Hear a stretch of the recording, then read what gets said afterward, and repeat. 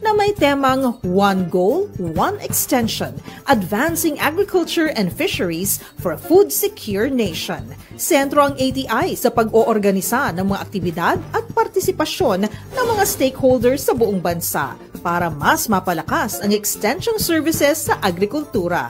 Makiisa sa Extension Month celebration at bigyang pugay ang ating mga tagapagtaguyod ng extension.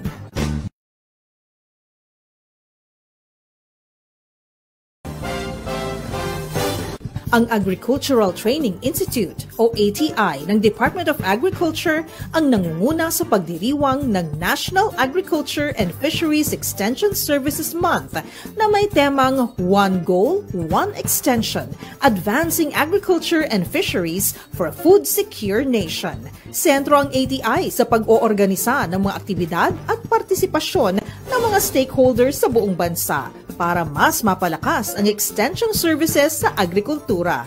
Makiisa sa Extension Month celebration at bigyang pugay ang ating mga tagapagtaguyod ng extension.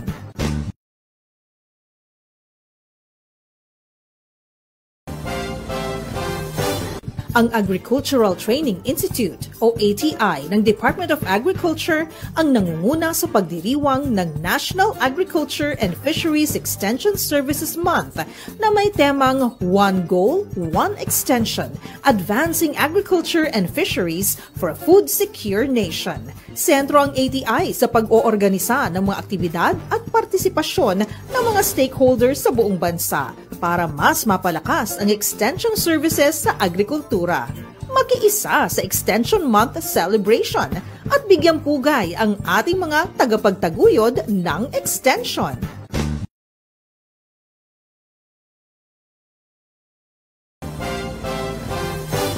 Ang Agricultural Training Institute o ATI ng Department of Agriculture ang nangunguna sa pagdiriwang ng National Agriculture and Fisheries Extension Services Month na may temang One Goal, One Extension, Advancing Agriculture and Fisheries for a Food Secure Nation. Sentro ang ATI sa pag-oorganisa ng mga aktibidad at partisipasyon ng mga stakeholders sa buong bansa para mas mapalakas ang extension services sa agrikultura. Makiisa sa Extension Month celebration at bigyang pugay ang ating mga tagapagtaguyod ng extension.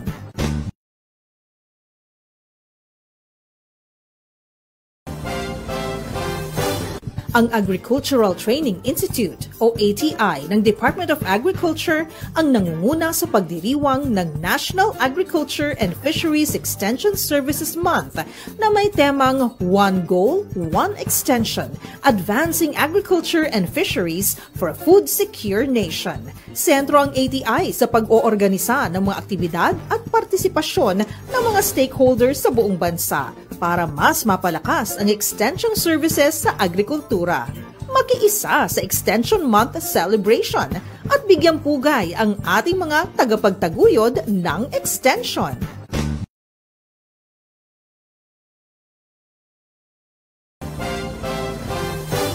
Ang Agricultural Training Institute o ATI ng Department of Agriculture ang nangunguna sa pagdiriwang ng National Agriculture and Fisheries Extension Services Month na may temang One Goal, One Extension, Advancing Agriculture and Fisheries for a Food Secure Nation. Sentro ang ATI sa pag-oorganisa ng mga aktibidad at partisipasyon ng mga stakeholders sa buong bansa para mas mapalakas ang extension services sa agrikultura. Makiisa sa Extension Month celebration at bigyang pugay ang ating mga tagapagtaguyod ng extension.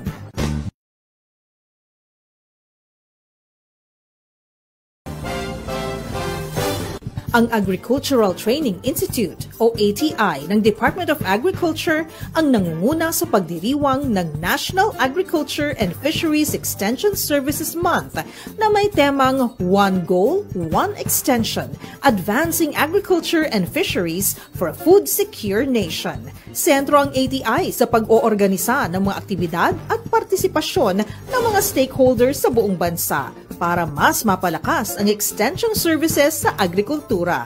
Makiisa sa Extension Month celebration at bigyang pugay ang ating mga tagapagtaguyod ng extension.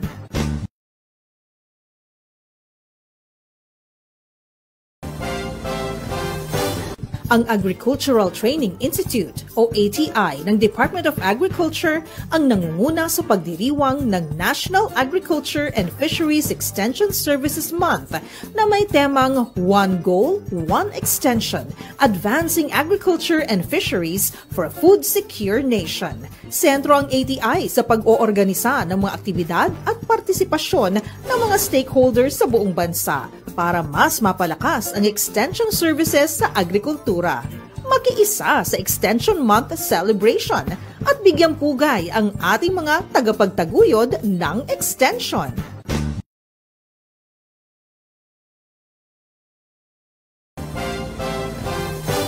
Ang Agricultural Training Institute o ATI ng Department of Agriculture ang nangunguna sa pagdiriwang ng National Agriculture and Fisheries Extension Services Month na may temang One Goal, One Extension, Advancing Agriculture and Fisheries for a Food Secure Nation. Sentro ang ATI sa pag-oorganisa ng mga aktibidad at partisipasyon ng mga stakeholders sa buong bansa para mas mapalakas ang extension services sa agrikultura. Makiisa sa Extension Month celebration at bigyang pugay ang ating mga tagapagtaguyod ng extension.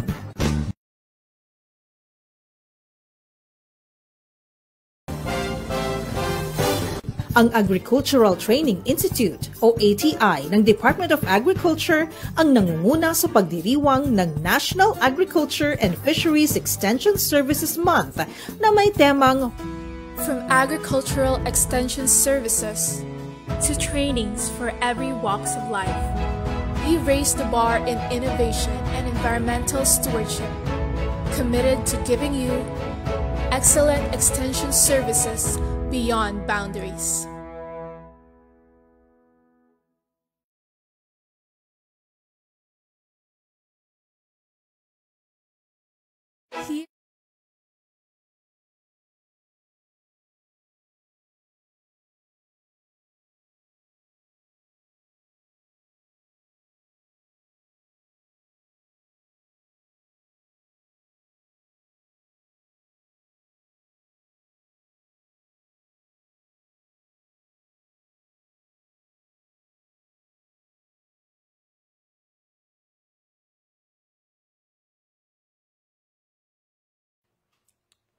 Ayan, isang masigla at makabuluhang araw na puno ng inspirasyon at kaalaman mga ka-agri. Ako po si Giselle. At ako naman po si Marnil Del Monte. At welcome dito sa AgriGabay TV! Ngayon ay nagpapatuloy ang ating espesyal na selebrasyon ng First National Agriculture and Fisheries Extension Services Month. Tama ka dyan, Ging. Ipinagdiriwang natin ito ngayong Oktubre sa bisa ng Proclamation No. 753, Series of 2024 na nilagdaan ni Pangulong Ferdinand R. Marcos Jr.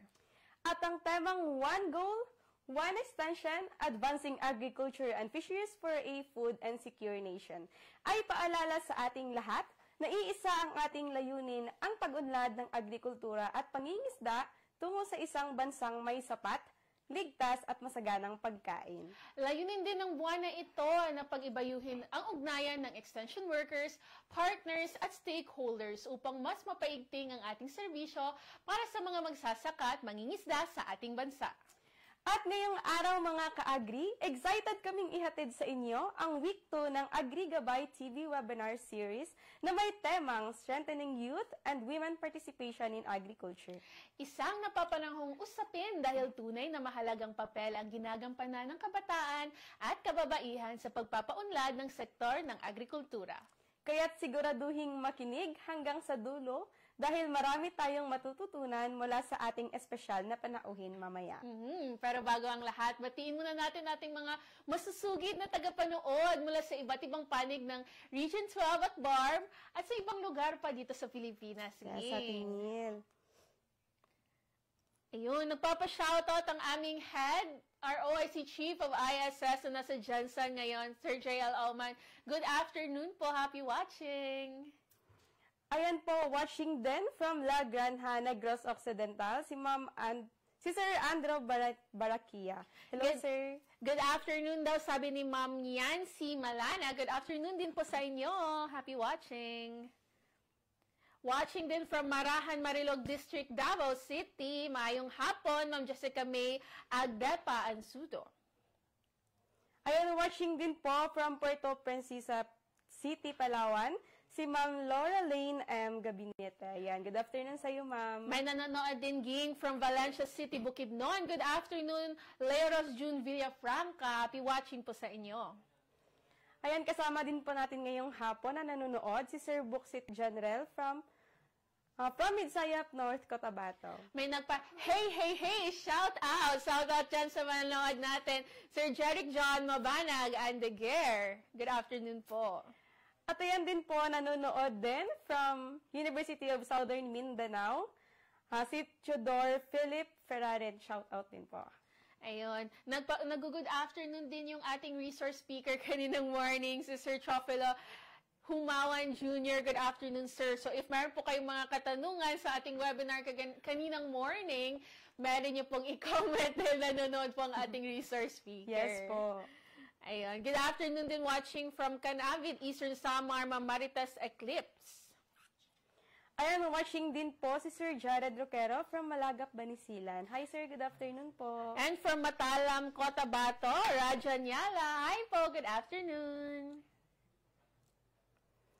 And ayan po, nakaabot na po sa Bohol ang ating live ngayon na Ate Marnil. Ayun. So, watching din po from Bohol, si Ma'am Mary Joy Padungaw. Hi po, ma'am. And malayo-malayo rin ito sa atin, ging, Yes. from Gerona, Tarlac. Good afternoon, Sir Rolly Fernando. Wow. Meron din from DNR, Central Visayas, good afternoon, Lord Jean Barabat Long Ngakit, Ermac, Per Planeta Americana. Yung haba ng name ni ma'am. Good afternoon po. Nagpapa-good afternoon din sa atin si Ma'am Paula J. Candido from our Office of Provincial Agricultures of South Cotabato. Good afternoon po sa inyo dyan. And ayan din po, watching from Batangas, si Ma'am Azuki Escototo Reyna. Ayan, good afternoon po. Malayo-layo din sa atin ito sa Region 12. Ging, from Carcar City College, shout out na po kay Miss Mary Hannah Tatoy. Good afternoon po sa inyo. Ayan din po, shout out din po from our AO4 ng ATI RTC 12. Yes. Makakasama rin natin siya mamaya sa kanyang opening dito. Ayun. Good afternoon watching from Batangas, Asike Escototo Reyna. And from Balanga, Bataan. Wow, ang layo na nakaabot talaga ng ating AgriGabay TV this afternoon. Sir Adrian Bautista, good afternoon din po sa inyo. Ayan. At ang iba pang mga pa-shoutout natin, i-comment nyo lang po at babasahin po namin mamaya.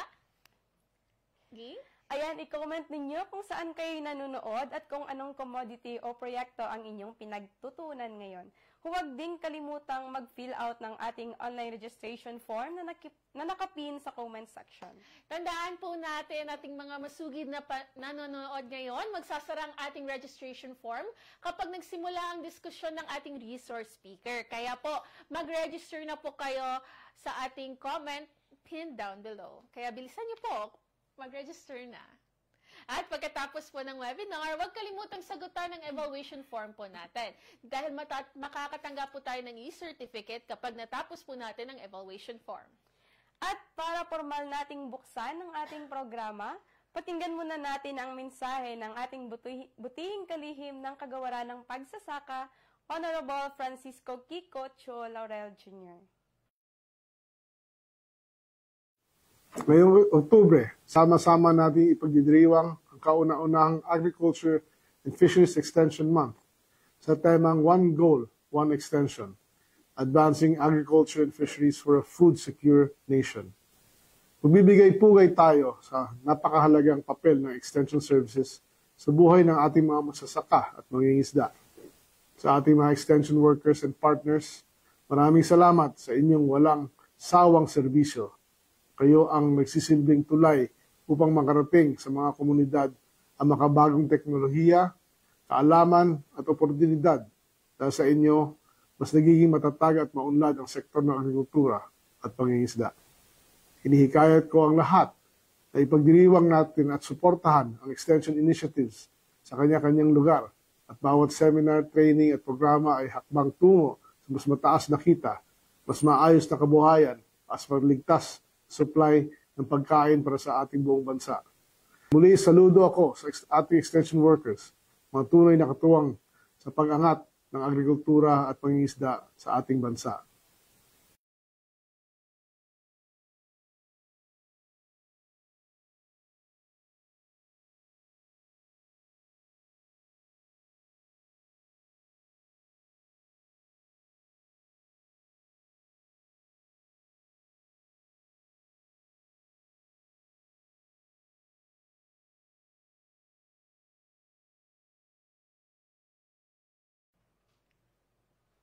Maraming salamat, Secretary Laurel, sa inyong inspirational message at walang sawang suporta sa aming mga extension workers at partners sa buong bansa.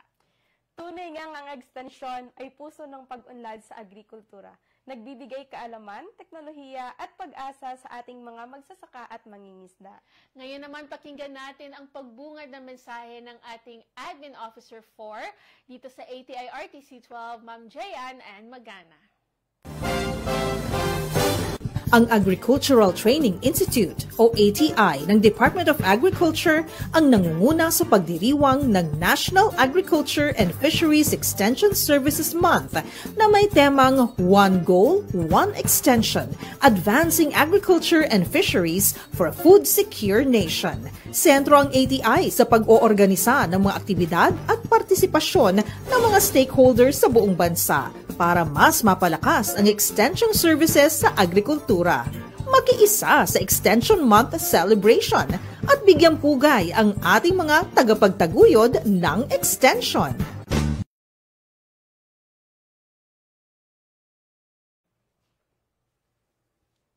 Magandang araw ating mga ka-agri, mabuhay at isang masiglang pagbati sa inyong lahat.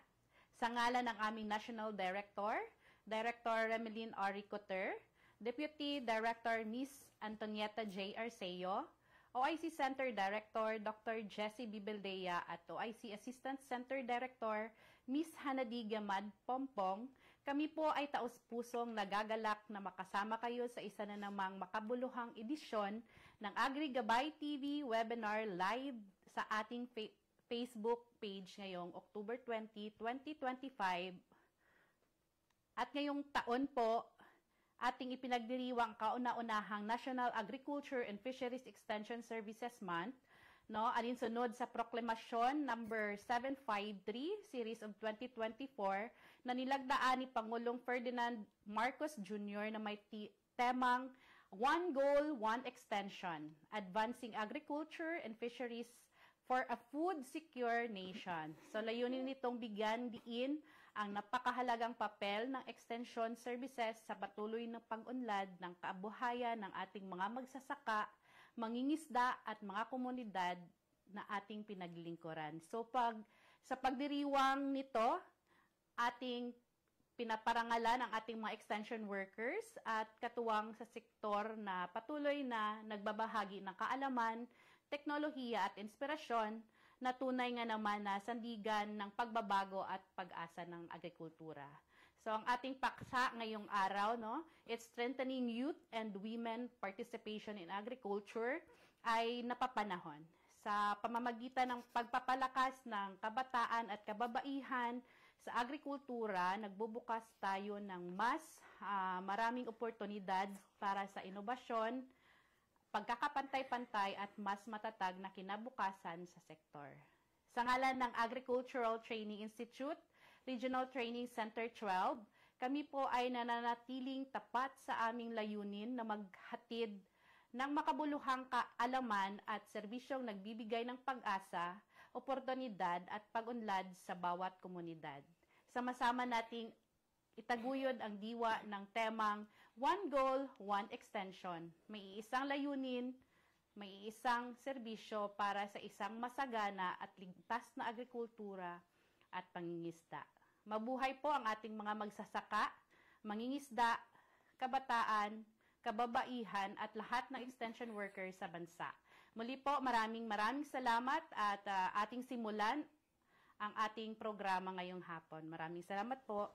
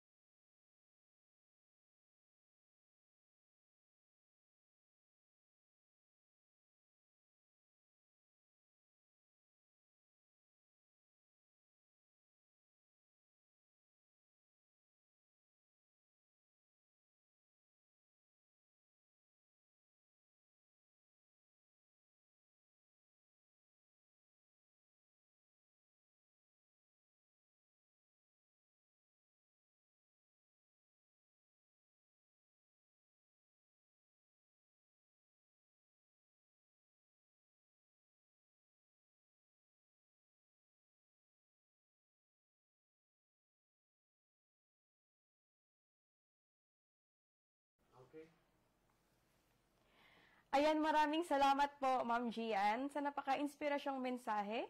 Tunay ngang ang AgriGabay TV ay nagsisilbing tulay sa pagbabahagi ng kaalaman at pag-asa sa ating mga ka-agri. At ito na, mga ka-agri, ang kinaabangang bahagi ng ating programa. Makakasama natin ngayon ang isa sa mga haligi ng Career Development and Management Section ng ATI RTC 12, ang masigasig at dedikadong Chief, Ma'am Simona P. De La Cruz.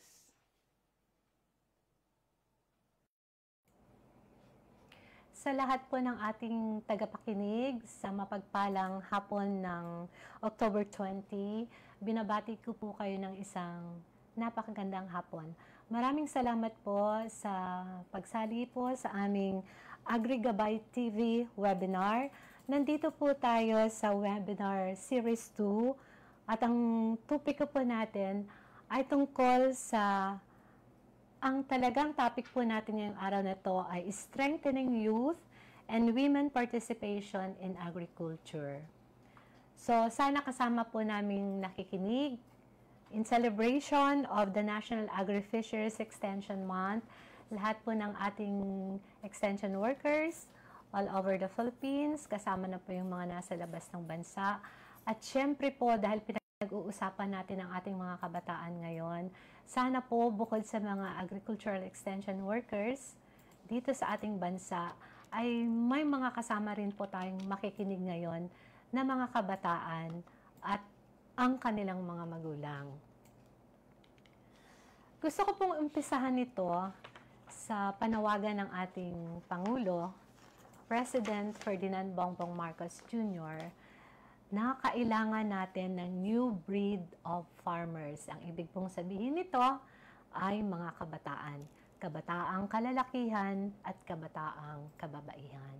So, yung women participation sa topic na ito ay kasama na po doon sa kabataan sa agrikultura na parehong nagkakasama po ang kababaihan at kalalakihan para po isulong ang agrikultura sa buong Pilipinas. Bakit po nanawagan ng ating Pangulo? Kailangan natin ng mga kabataan na magsasaka, na nagsasaka po based on science. Bakit po? Kapag scientific po ang basis ng farming ng ating mga kabataan or new breed of farmers, makakaasa po tayo na dahil modern technologies ang kanilang ginagamit sa kanilang pagsasaka, makakaasa po tayo na kikita po sila, aani po sila ng malaki, at mapapagtibay po ang kakayahan nila na harapin ang hagupit ng kalikasan o yung tinatawag natin po ngayon na climate change. Dahil po sa mga nangyayaring sakuna ngayon sa ating bansa, hindi po maiiwasan na ang talagang affected po ay ang agricultural sector. Oo, kailangan natin ng mga kabataan na nagfa-farm, pero hindi ganito kadali para ma-engage natin lahat ng kabataan. Marami tayong problema or mga issues or concerns or challenges, yun ang tawag natin. Bakit medyo hindi pa natin naaabot yung talagang percentage ng kabataan na kasama natin para mapaunlad ang agrikultura sa buong Pilipinas. Meron tayong 4 na challenges actually. Unang-una ay first on the list po talaga is yung declining enrollment sa agriculture and related courses. Mahaba ang dahilan bakit napakababa po ng enrollment sa agriculture and related courses. Unang-una na dahil po sa hirap, maaring hirap or napakalaking challenges na hinarap ng ating mga magulang noong araw. Hindi po natin masyadong ini-encourage ang mga anak natin na dumaan sa pinagdaanan natin na hirap nung tayo ay nagsasaka. Maaaring dahil kulang ng modern technologies. Pero ngayon po ay dahan-dahan po nating hinihikayat ang ating kabataan na mag-enroll sa mga agricultural courses. Meron po mga strategy ang Department of Agriculture na idinaan po sa aming ahensya sa Agricultural Training Institute para po mahikayat ang ating mga kabataan na mag-enroll ng agriculture and related courses. Actually, through the years, ang source po natin ay PICARD. Noong taong 2013, magmula ng 2013, ay bumababa ng at least 1.5% every year ang mga college students na nag-enroll po ng agriculture and related courses. Pangalawa po, declining employment. Base po sa Business Mirror and base po sa data na nakalap ng 2018, ang mga Filipinos na nasa agricultural sector ay nasa 9.998 million na lang in 2018 and it is the lowest since 1995 based on the available data of PSA. Yan po yung pangalawa, declining enrollment, ayaw mag-enroll ng ating mga anak sa agriculture. Pangalawa, pakonti ng pakonti po ang mga nagtatrabaho sa agricultural sector. At ang pangatlo po na dahilan bakit napakahirap pong tugunan yung encouragement na mag-engage sa agriculture ang ating mga kabataan ay ito yung ating dapat na isang hamon na dapat nating harapin. Nagkakaedad na po ang ating mga farmers ngayon. Ang average age po ng farmers sa ating bansa ay nasa 57 years old. Sa isang banda, meron naman pong argument na actually ang average na ito ng farmers ay mananatiling nasa 57 to 60 years old. Kasi po ang mga professionals na nasa medical field, nasa law, nasa business sector, pagdating po nila sa ganitong mga edad, ay actually bumabalik sila sa farm. So, mananatiling ang average age ng farmers ay nandito sa mga edad na to. Pang-apat na dahilan ng challenges natin sa engagement ng mga kabataan sa agriculture ay mas ninanais ng ating mga kabataan na pumunta sa mga syudad para humanap ng pagkakakitaan or humanap ng trabaho na sa tingin nila ay mas madali kumpara kung nagtatrabaho sila sa kanilang mga bukirin. So, uulitin ko po, ito po yung mga kinakaharap na challenges ng Philippine agriculture in terms of engagement natin sa mga kabataan. Walang masyadong nag-enroll sa agriculture and related courses. Pangalawa, pakonti ng pakonti po ang nagtatrabaho sa agricultural sector at hindi po bumabata ang nagfa-farm ngayon and mas ninanais ng ating mga kabataan na magtrabaho sa mga syudad or urban areas. Sa nakalipas na maraming taon or sa nakalipas na maraming dekada, ang unang engagement ng Department of Agriculture through the Agricultural Training Institute ay ang 4-H Club. Ito yung pinakauna nating pinagtuunan ng pansin. Although ang 4-H Club ay lumawak ang sakop to address yung mas komplikadong pangangailangan ng ating mga kabataan. Nung ito ay isang RBO, Rural Based Organization ang 4-H Club, ito ay open po. Hanggang ngayon po ay aktibo po tayong sinusuportahan ng 4-H Club at lahat po na interesado. Ito po ay open sa lahat ng ating kabataan out of school, hindi na po nag-aaral or nag-aaral pa rin po, nasa high school ba or nasa college, na may edad na 7. As young as 7 years old po, pwede na pong magpa-register as member ng 4-H Club.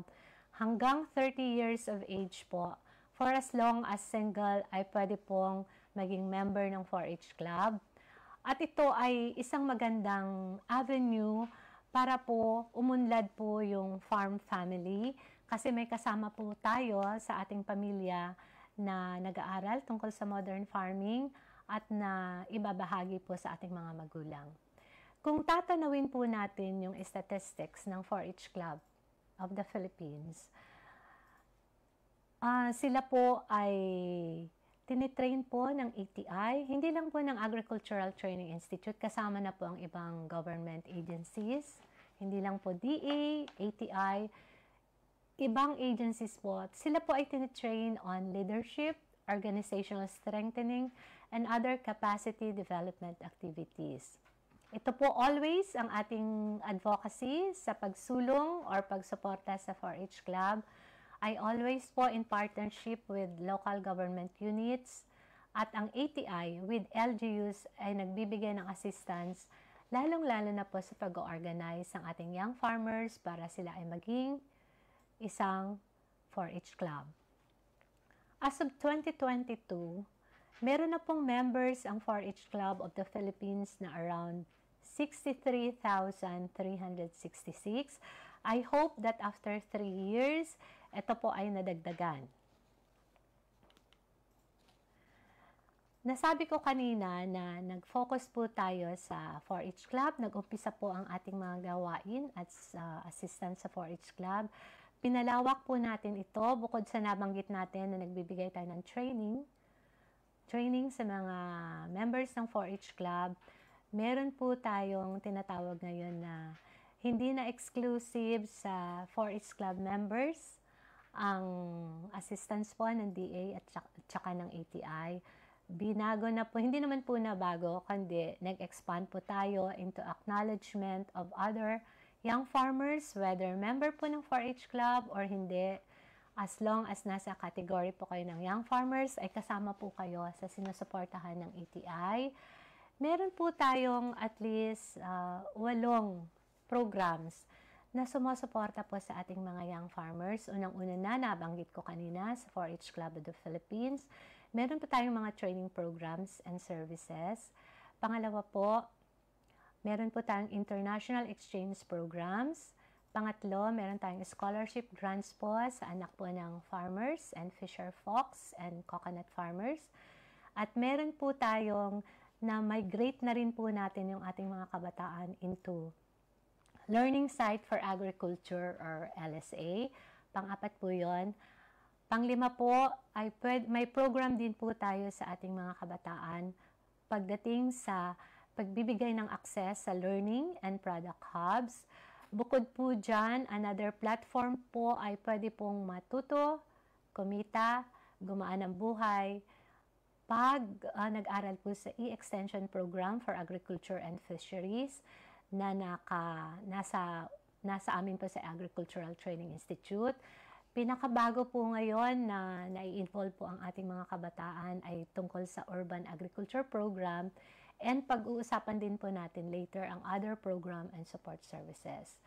Iisa-isahin ko pong ipapaliwanag itong 8 na to. Ano yung training programs and services, ano-ano po yung international internship exchange programs, yung scholarship grants natin, Learning Site for Agriculture, Learning and Product Hubs, E-Extension Program for Agriculture and Fisheries, Urban Agriculture Program, and other programs po and support services na pwede pa rin pong ma-access ng ating mga kabataan.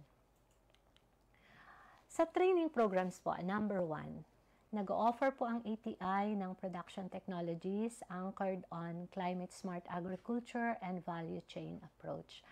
Kung maaalala natin kanina ang panawagan ng ating Pangulo, kailangan natin ng new breed of farmers, young farmers, na kayang harapin ang hamon ng kalikasan at kayang magnegosyo. Kaya ang ilan lang po sa ilang trainings na binibigay po namin sa mga kabataan ay ang mga sumusunod. Meron po tayo sa RICE, Integrated Rice-Based Production Technologies.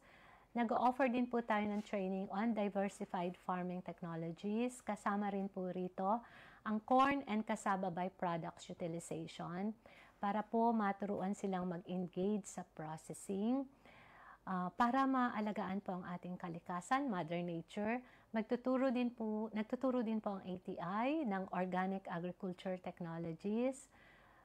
Kailangan nating tignan kung ano yung best crops natin sa region. High-value crops and urban farming technologies, ibig pong sabihin, ang pagsasaka ay hindi lang po nasa rural areas.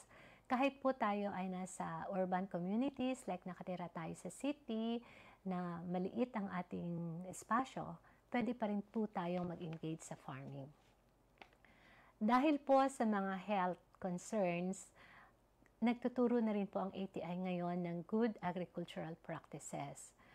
Pagdating sa livestock po, holistic po yung approach Merong nasa corn, nasa rice, sa paraan ng organic agriculture, tinitignan din po ano yung okay na itanim sa lugar.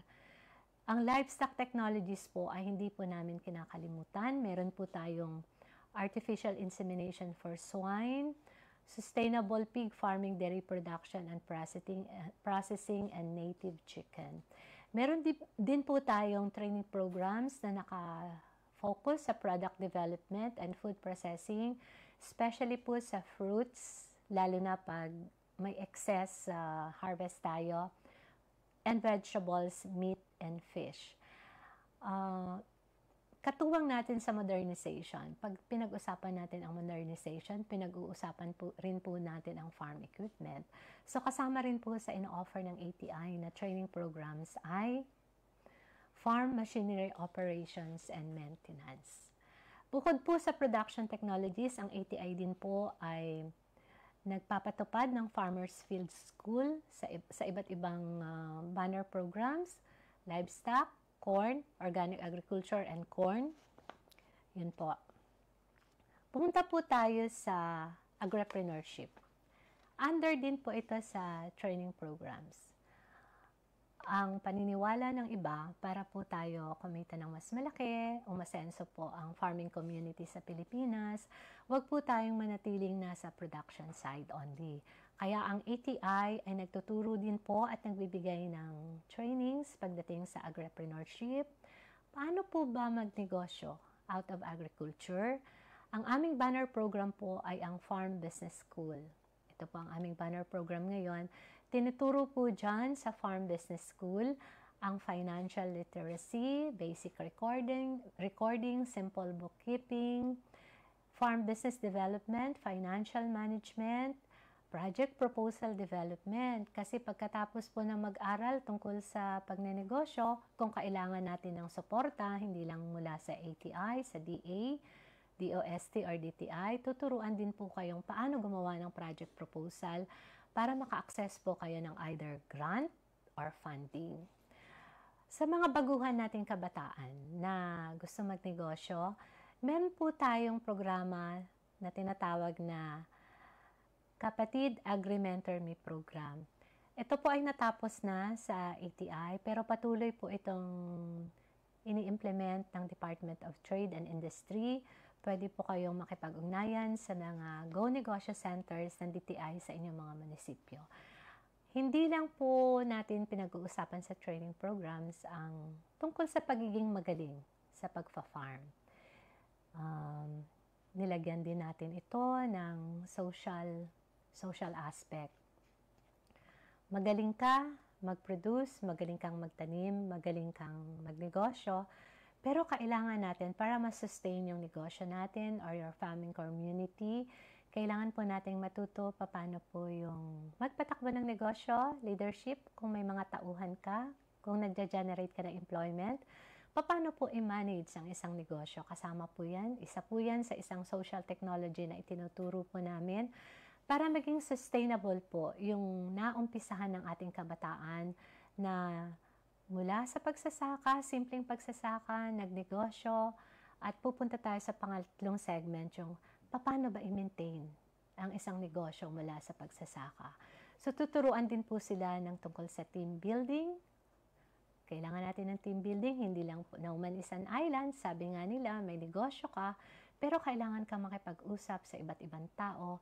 Kailangan mong immobilize ang kasama mo sa negosyo mo. Organizational development, paano ba pagtibayan ng isang negosyo? Ano ba yung pangangailangan natin? And social mobilization and community organizing. Ito pa itinuturo natin sa mga 4-H Club of the Philippines, paano po ma-sustain ang kanilang mga clubs.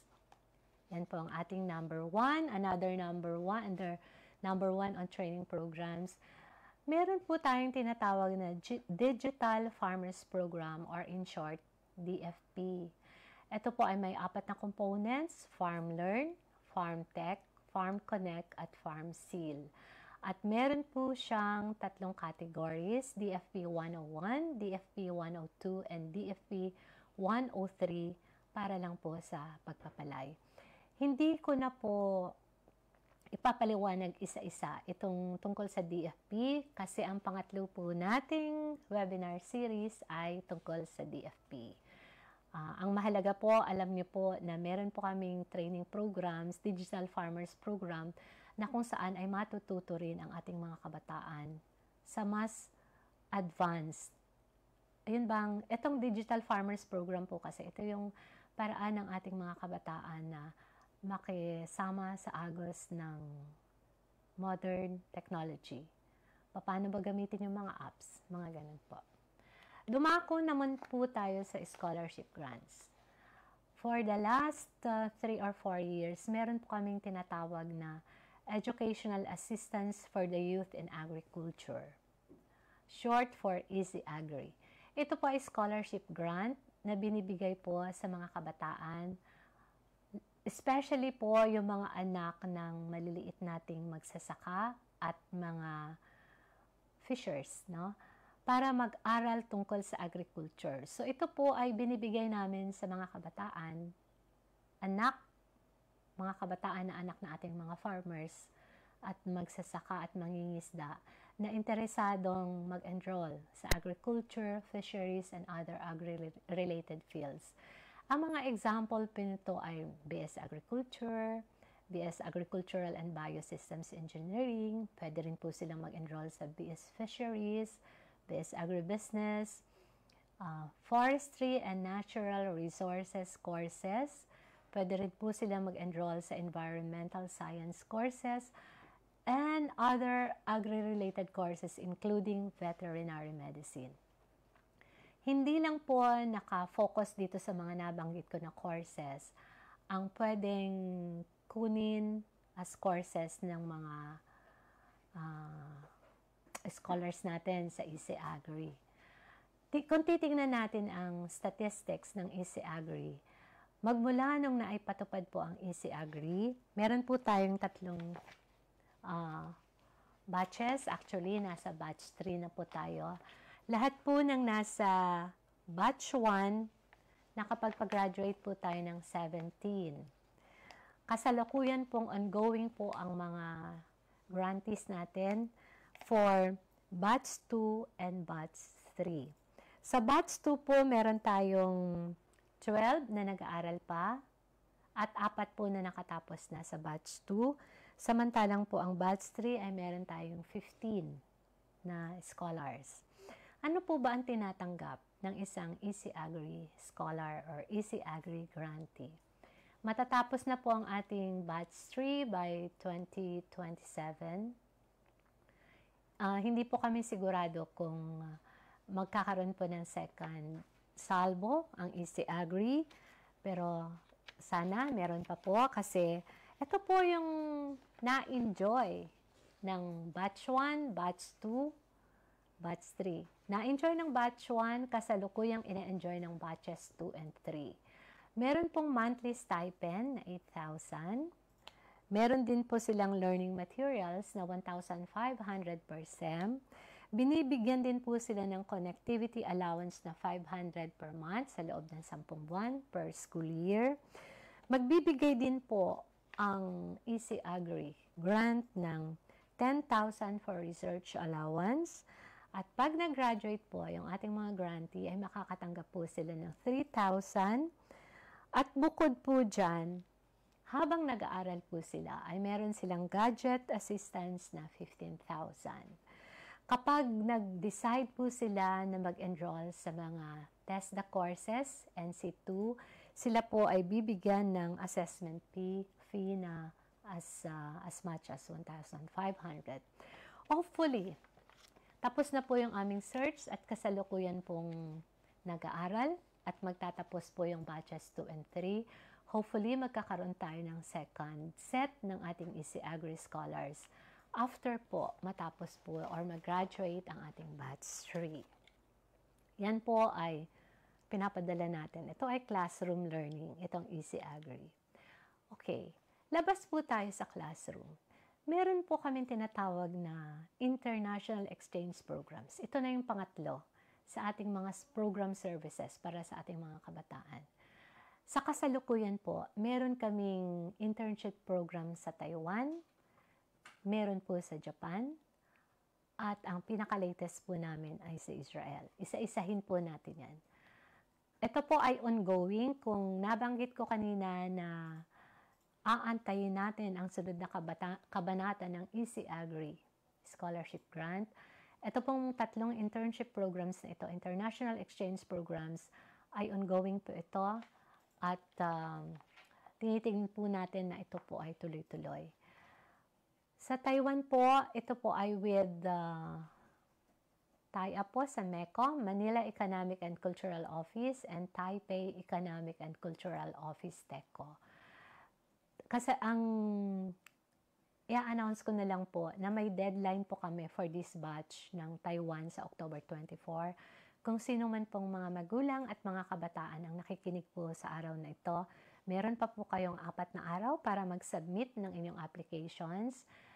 Bisitahin lang po ang aming Facebook account at makikita niyo po doon ang detalye. Ang deadline po ng application submission ay October 24. Ito po ay open para sa mga kabataan na nasa 20 to 35 years old. Ito po ay ipapadala sa Taiwan para sa 11-month intensive training program at sila po ay tuturuan ng tungkol sa mga modern farming technology sa Taiwan na pwede nilang dalhin papunta dito sa ating bansa after the 11-month intensive training program. Dumako po tayo sa ating pangalawang international exchange program. Ito po yung Young Filipino Farm Leaders Training Program in Japan. Natapos na po ang ating search for this particular batch. At kami po ay mag-i-endorse ng top 3 tomorrow pag hindi po kayo nakasali or umabot po dito sa particular batch na ito. Ito po ay tuloy-tuloy sa susunod na marami pang taon. So next year, abangan po ang aming posting sa aming Facebook account para kanino po ang Japan Internship Program. Ito po ay para sa mga kabataan, pwedeng out-of-school youth, pwedeng graduates na nasa 20 to 30 years old. Kung mapapansin niyo po, magkaiba. Yung sa Taiwan ay ino-offer po namin sa mga kabataan na nasa 20 to 35.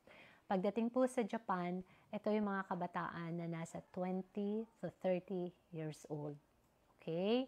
Ito po ay magkatuwang naming isinasakatuparan ng Japan Agricultural Extension Council or JAEC and JAEC Alumni Association of the Philippines or JAECAP. So yung mga interesado po at hindi po nakahabol para sa batch na ito, pwede po kayong mag-apply next year. Katulad ng Taiwan, ito rin po ay 11-month intensive training program. Kayo po ay i-deploy sa mga foster parents na merong certified na modern farming technologies. After Taiwan, next, and Japan, next, ito ang pinakabago po naming international exchange program. Ito po yung tinatawag naming Philippine-Israel Internship Program. Ito po ay para sa mga kabataan na nasa 20 to 33 years old. So, bantayan niyo po yung age range, magkakaiba po. Taiwan, 20 to 35, Japan, 20 to 30, at ang Israel po ay 20 to 33. Ito rin po ay under sa Agro-Studies. Pareho rin po ng feature ng Japan and Taiwan. Sila po ay nasa Israel ng 11 months. So, ano yung napakagandang feature ng tatlo nitong international exchange programs? Matututo po sila doon ng modern farming technologies. Sila po ay tuturuan ng mga gagaling na mga magsasaka sa mga tatlong nabanggit na mga bansa. At sila ay may pagkakataon na pag-uwi ay makapagdala ng kaunting pera, pwedeng konti, pwedeng marami. Depende po sa kung paano nila hinandle yung stay nila for the last 11 months. Meron din po kasi silang tinatawag na allowance doon sa kanilang internship program sa Japan na kung pwede nilang ipunin, ay pwede nilang madala sa ating bansa at pwede silang magtayo ng kanilang sariling business. So, bukod doon sa tatlo na international, hindi tayo international lang.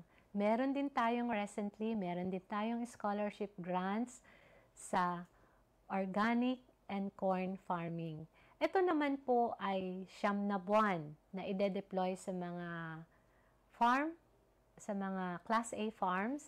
Yan tawag natin, Class A farms. Preferably mga learning sites for agriculture.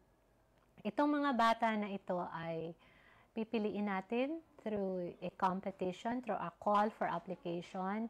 I-assess po sila and i-deploy po sila sa ating mga farmer partner kung saan mag-aaral sila ng tungkol sa modern farming technologies ng farm partner kung saan sila na-assign. Ito po ay mas maikli kaysa sa International Internship Program. Ito po ay 9 na buwan, katulad ng nasa Japan, Taiwan at Israel. Meron din po silang monthly allowance or stipend, hindi kasing laki ng nasa labas ng bansa, pero sapat na po para po sila ay matuto. Ito po ay 9 na buwan na nasa farm partner. Libre naman po yung kanilang accommodation at pagkain doon. Bukod sa tatanggapin nilang minimal amount na monthly allowance, hopefully, at the present guideline, tumatanggap po ang ating youth scholar ng 5,000 bawat buwan. Samantalang ang farm partner ay tumatanggap din po ng mentoring fee in exchange for adopting them for 9 months. At nagbibigay din po ng free board and lodging ating mga farm partners. So nagpapasalamat po kami sa aming mga farm partners, lalong-lalo na sa mga LSA partners po namin. Kahit na po hindi LSA ay pwedeng mag-apply bilang farm partner. Pagkatapos po ng 9 na buwan, bibigyan po sila ng startup capital. Nakalimutan ko magitin doon sa Taiwan, Israel, and Japan. Sa Taiwan and Japan, meron po silang 50,000 as startup capital. Sa Japan, pwede pang lumaki yun, madagdagan ng 150,000. Magpresent po sila ng business proposal nila at pag nanalo sila, ay madadagdagan po ng 150,000 ang kanilang startup capital. Para po sa last batch ng Japan interns namin, 2 po sa 6 na interns from Region 12 and BARM ay nakasungkit po ng top 1 and top 2 na 150,000 each. So, 2 po sa ating scholars ng Japan ng previous batch ang tumanggap or nagkaroon ng startup capital na 200,000. Pagdating naman po sa Israel, tatanggap naman po ng startup capital ng 150,000. So, nakapunta ng ibang bansa, may allowance, may startup capital. Isang malaking bagay po yun na makakatulong sa ating mga kabataan. Balikan ko po yung ating local na internship program, Corn and Organic. Kasalukuyan po itong pinapatupad. Ang Youth Scholarship Grant po natin. At ngayon po ay mag-uumpisa po tayo sa first batch. Tinitingnan ng aming ahensya, Agricultural Training Institute, na ang deployment po ng first batch ng scholarship grant for the Coconut internship program ay mag-uumpisa ngayong October. Ito po ay 9 na buwan, mag-uumpisa sa October at magtatapos po sa June, 9 months. Pagkatapos po nilang mag-aral sa mga farm partners, preferably LSA, sila din po ay tatanggap ng 150,000 bilang startup capital, bukod pa po doon sa 5,000 nilang tatanggapin habang nasa care po sila ng farm partner.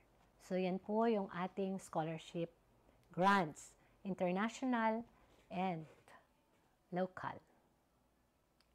Ang pang-apat po natin, kapag nag-uwi, hopefully, nag-uwi ng konting ipon, yung mga galing ng Japan, Taiwan at Israel, at yung umuwi rin, bumalik sa farm nila, sa mga local internship programs natin from corn, organic agriculture, and incoming po ang Israel.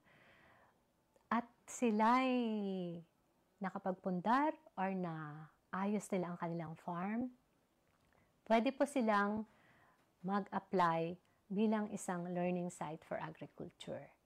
Ito po ay mag-uumpisa sa isang letter of intent kapag nakita ng ating grantee from national and local na ready na po sila na mag-apply ng learning site for agriculture. I-validate po namin yon kung pwede na silang maging learning site for agriculture. At pag sila po ay nakapasa bilang learning site for agriculture, sila po ay muling tatanggap ng financial assistance na humigit kumulang sa 150,000. Tumatanggap din po kami, hopefully, from learning site for agriculture. Hopefully, itong mga ating scholars na galing sa Easy Agri, galing ng 3 bansa na ating nabanggit, at galing po sa local internship programs, corn, organic agriculture, at coconut, nag-develop ng farm, nag-apply sa amin bilang isang learning site, at pwede pa rin pong tumaas ang level bilang extension service provider. Pag naging extension service provider po ang isang individual man or organization, pwede pong mag-conduct ng training at pwede pong tumanggap ng training funds na gagabayan po ng ATI RTCs. Nabanggit ko kanina na bukod doon sa direktang support ng ATI mula sa classroom, mula sa international farms, mula sa local farms, ay hindi lang po yun ang paraan para matuto po ang ating mga kabataan. Kung hindi po sila nakasali doon sa Easy Agri, hindi po kayo grantee, hindi rin po kayo nakalabas ng bansa, maaari rin po kayo makalabas ng bansa pagdating ng panahon kasi tuloy-tuloy po yung ating international internship program. At maaari rin pong sumali sa corn, organic agriculture, and coconut local internship programs. Bukod po dyan, na sinisigurado po ng ATI na matututo po yung ating mga kabataan na dineploy natin ng 11 months sa labas, 9 months dito local situation. Meron rin po tayong ibang paraan para matuto ang ating mga kabataan. As of now po, ang ATI po ay mayroong 10 learning hubs all over the Philippines na nakalagay po sa ATI training centers. Dito, maaari silang mag-aral at dito pwede nilang i-display or i-promote ang kanilang mga products. Pang-anim po, wala sa Easy Agri, wala sa local and international internship programs. At kung ayaw nyo pong bumisita sa amin, sa aming mga e-learning hubs, pwede po kahit nasa bahay kayo, anumang oras, anumang araw, kahit ano pa pong panahon na libre kayo, meron po kaming tinatawag na e-extension program for agriculture and fisheries.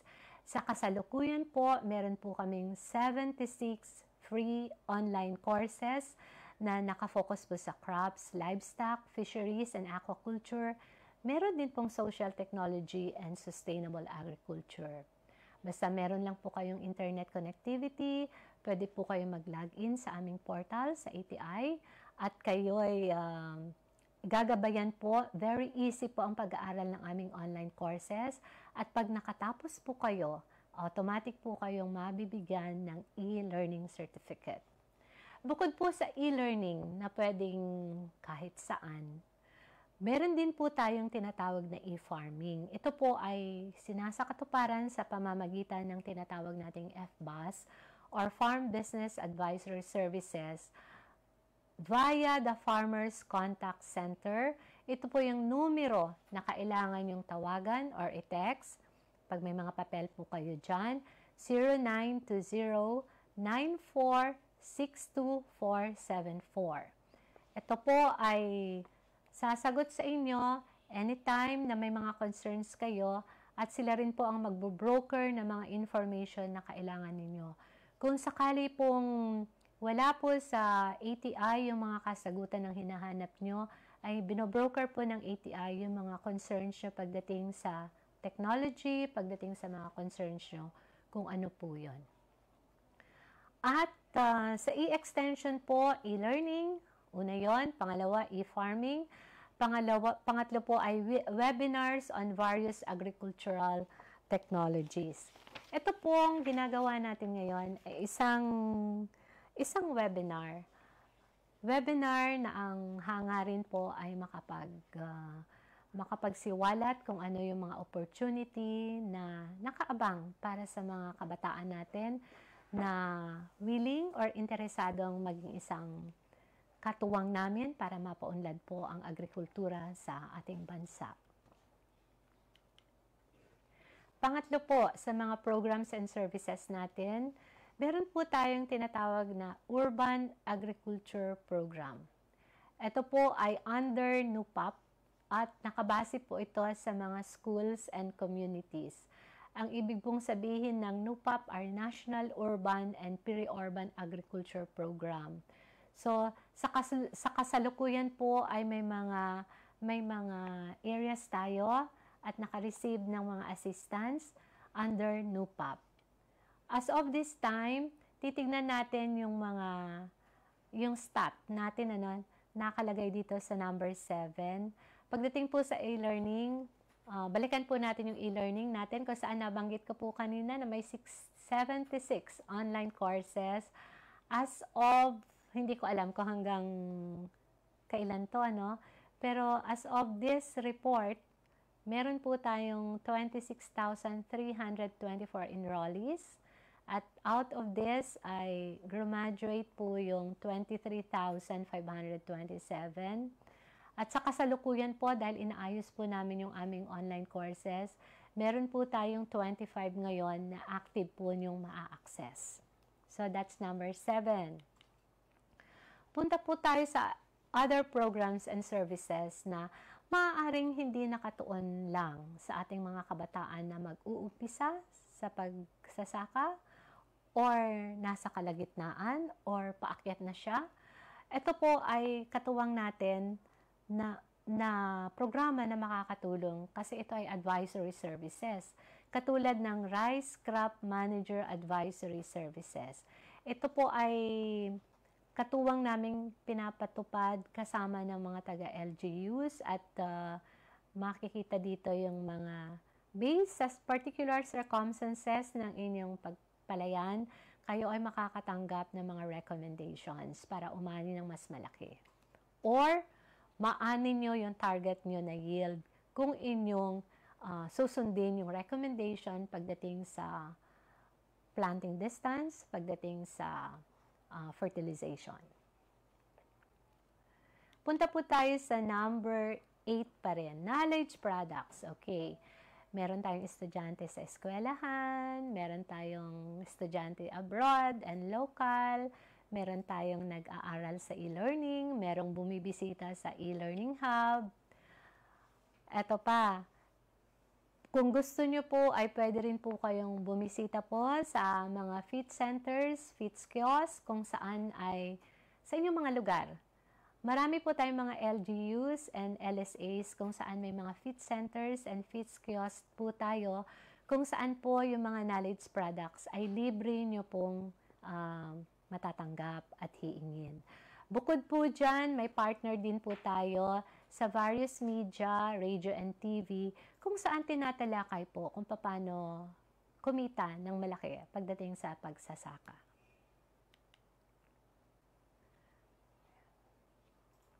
Open po sa public ang ating feed centers and kiosks.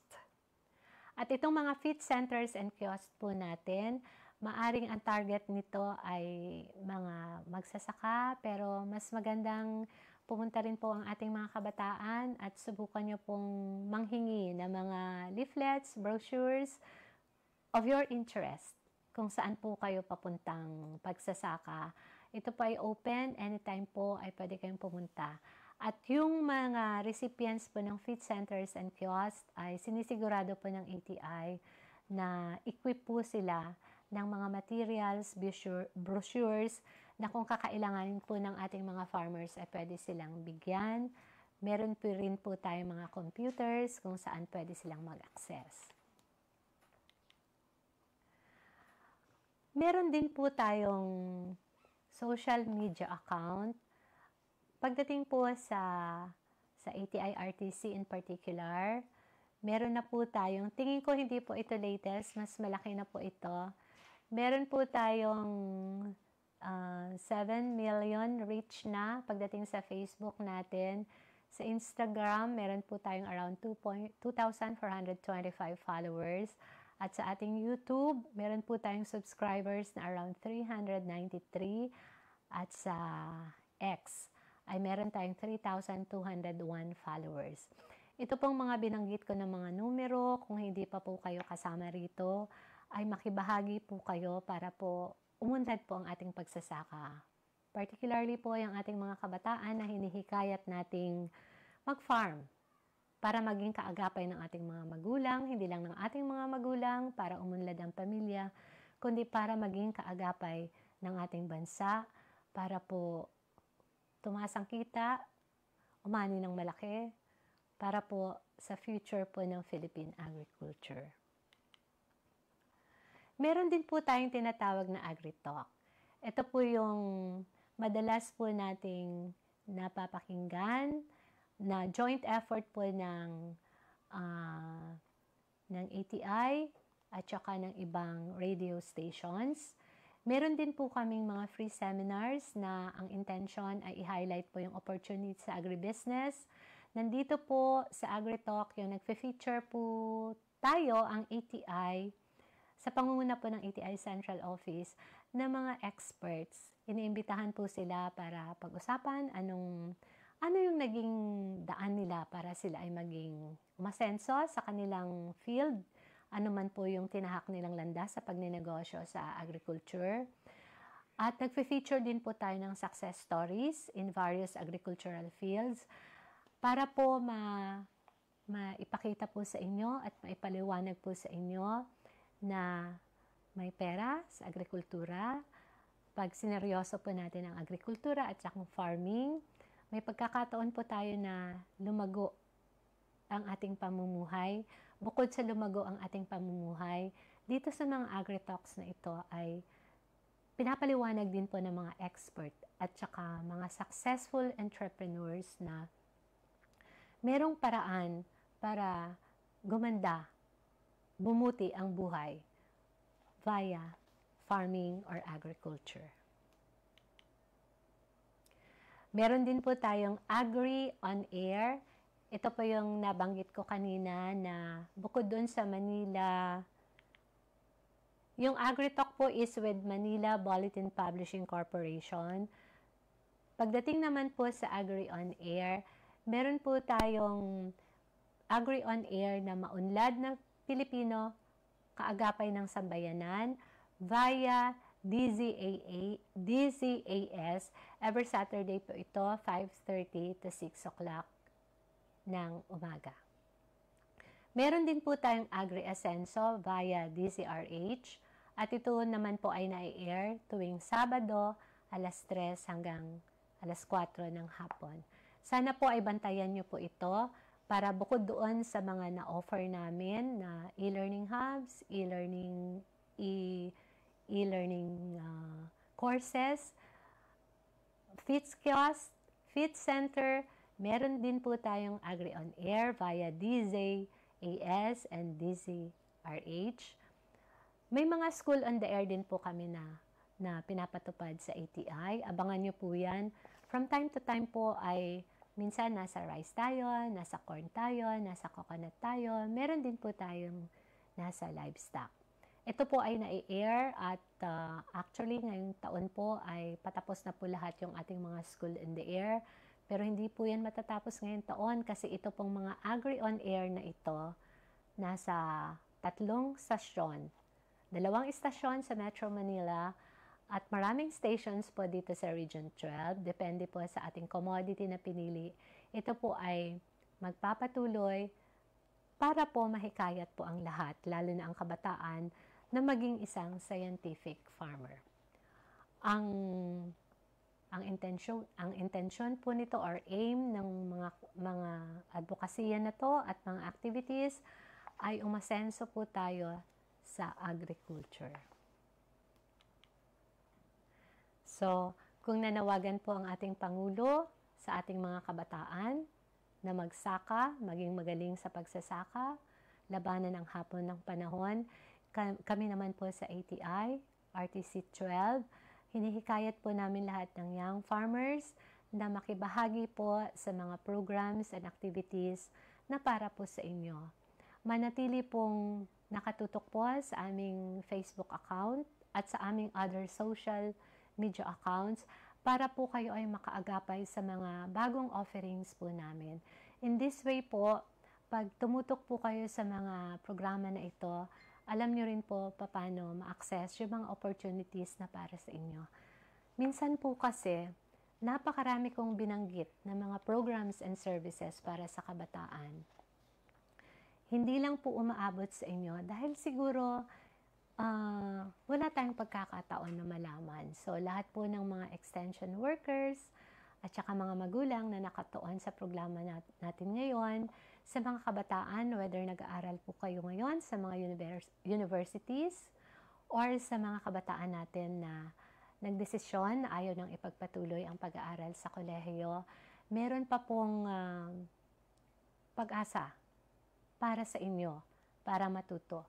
Ang Agricultural Training Institute po ay ginamit lahat ng platforms para ma-reach out po namin kayo, eskwelahan, international farms, local farms, FITS centers, FITS kiosks, to name a few, para po namin ma-encourage kayo na to engage in agriculture. Not just to engage in agriculture, engage based on scientific way. Because when we are farming based on science, there is more likelihood na kikita po tayo at lalago po tayo at magiging successful po tayo sa ating adhikain. With that, gusto ko pang magpasalamat sa lahat ng ating extension workers. Salamat po sa inyong pakikipagtulungan sa ATI, especially sa RTC 12, sa lahat po ng ating farm partners, whether farm, LSA, or schools na kasama namin nagpapatupad ng Easy Agri. Sa mga magulang po at sa mga kabataan, ang panawagan po namin ay manatili pong makialam. Makialam po kung ano nangyayari sa DA dahil napakarami pong programa para sa kabataan. Tulungan niyo po kaming himukin ang ating mga anak na meron pong bright future para sa ating mga anak pagdating sa agriculture. Babalikan ko po yung una kong sinabi sa umpisa po ng ating webinar. Mananatili po ang aging farmers na challenge sa Philippine agriculture. Kasi po, lahat po ng professionals na nagre-retire ay bumabalik po sa farm, yung magagaling na mga professionals. So, mas magaling po ang mga kabataan natin ngayon pag nag-umpisa po silang tahakin ang landas ng agrikultura sa tamang paraan. Maraming salamat po sa pakikinig. Thank you. At napakaganda ng ibinahaging insight ni Ma'am Mon Tunay ngang kapag pinatatag natin ang partisipasyon ng kabataan at kababaihan, mas magiging matibay at inklusibo ang sektor ng agrikultura. Tama ka dyan, Ging. Ang empowerment ng youth at women talaga ay daan tungo sa mas matatag at makabagong agrikultura. Yes, paalala sa mga registered participants, kami po ay magpapala ng evaluation form sa inyong mga email address. Pakisagutan po ang mga ito upang kayo ay makatanggap ng e-certificate. Yes, King. Dahil ang mga naka-evaluate lamang po ang makakatanggap ng e-certificate. So, huwag pong kalimutang i-check ang email addresses niyo po or ang inyong mga inboxes pagkatapos pong ng ating webinar ngayong hapon. Yes, Ate Neil. At sa may mga katanungan, pakilagay po sa comment box kasali ang inyong email address dahil amin pong ipapadala ang mga kasagutan sa inyo pong mga email address. Ate Neil, bago po magtapos ang ating webinar, inaanyayahan po namin ang ating mga ka-agri na sumali sa photography at poster making contest. Inanyayahan ng ATI 12 ang lahat ng aming mga nasanay na individual na lumahok sa photography contest namin bilang pakikiisa sa pagdiriwang ng ating National Agriculture and Fisheries Extension Services Month. Bukas po ito sa lahat ng mga ATI-trained individuals, especially po sa aming mga agriculture extension workers, mga magsasaka, mag-aaral at iba pa. Ipadala ang inyong pinakamahusay na larawan na ayon sa temang One Goal, One Extension, Advancing Agriculture and Fisheries for a Food Secure Nation. Ilarawan sa inyong kuha ang diwa ng tema sa pamamagitan ng kreatibidad, kaugnayan at makabuluhang kwento. Ipadala ang inyong entry sa pamamagitan ng Google Form link po na naka-flash sa ating screen, hopefully. Or sundan niyo po ang aming page, Agricultural Training Institute Region 12, at makikita niyo po ang iba't iba pang detalye tungkol sa ating photo contest. Deadline po ng pagsumite ng ating mga photos is hanggang October 29, 2025, 12 o'clock ng tanghali. Kaya tara na po ating mga ka-agri, ipakita ang galing sa larangan ng agricultural photography. Ayan po, inaanyayahan din ng ating ATI 12 ang lahat ng agricultural extension workers ng Region 12 at BARM na lumahok sa National Agriculture and Fisheries Extension Services or NAFES Month Poster Making Contest sa darating na Oktubre 30, 2025. Nagaganapin din po sa Nildas Farm, Barangay Paraiso, Lungsod ng Coronadal, South Cotabato. Bukas po ito sa lahat ng agricultural extension workers ng Region 12 at BARM na nakarehistro sa Unified Extension System Planning, Monitoring and Evaluation Information System. Ang lahat ng entries ay kailangang umikot sa opisyal na tema, One Goal, One Extension, Advancing Agriculture and Fisheries for a Food Secure Nation. Dapat ding ipakita sa poster ang mensahe at layunin ng tema sa malikhain at tumpak na paraan. Para sa mga interesadong lumahok, mangyaring mag-fill out ng registration form sa link na ito at tinyurl.com ATI12 NAFES Poster Making. Isama rin ang kopya ng office-issued ID bilang attachment sa inyong registration. Limitado lamang sa 20 kalahok ang maaaring makasali at ito ay first-come, first-served basis. Ipapaalam natin sa publiko kapag napuno na ang mga slot. Kaya tara na mga ka-agri, ipakita ang inyong sining at malasakit sa agrikultura sa pamamagitan ng inyong obra. Para sa mga karagdagang impormasyon, bisitahin lamang po ang aming Facebook page. Again, that's Agricultural Training Institute Region 12. At alamin din kung paano pinapaunlad ng ATI at Smart Communications ang sistemang pagsasaka sa Pilipinas sa pamamagitan ng Digital Farmers Program. Ngayong National Agriculture and Fisheries Extension Services Month, huwag palampasin ang ikatlong AgriGabay TV webinar sa aming opisyal na Facebook page sa Oktubre 21, 2025, alas 10 ng umaga. Magparehistro na at makakuha ng e-certificate sa pamamagitan ng link. Kita-kits ating mga ka-agri. Ayan. And of course, nasa TikTok na rin kami, ating mga ka-agri. Sundan kami para sa mga agri-tips, success stories, at makabuluhang content na siguradong magbibigay inspirasyon sa inyong mga hashtag ka-agri-goals. Tara na at maging bahagi ng aming lumalaking komunidad ng mga digital at makabagong magsasaka. Again, follow us on TikTok. I-search lamang po kami at ATI Socks. At dyan nagtatapos ang ating AgriGabay TV. Muli ako si Giselle Barbosa. At ako naman po si Marnil Del Monte. At ito ang AgriGabay TV Season 5, One Goal, One Extension. Ang Agricultural Training Institute o ATI ng Department of Agriculture ang nangunguna sa pagdiriwang ng National Agriculture and Fisheries Extension Services Month na may temang One Goal, One Extension, Advancing Agriculture and Fisheries for a Food Secure Nation. Sentro ang ATI sa pag-oorganisa ng mga aktibidad at partisipasyon ng mga stakeholders sa buong bansa para mas mapalakas ang extension services sa agrikultura. Makiisa sa Extension Month celebration at bigyang pugay ang ating mga tagapagtaguyod ng extension.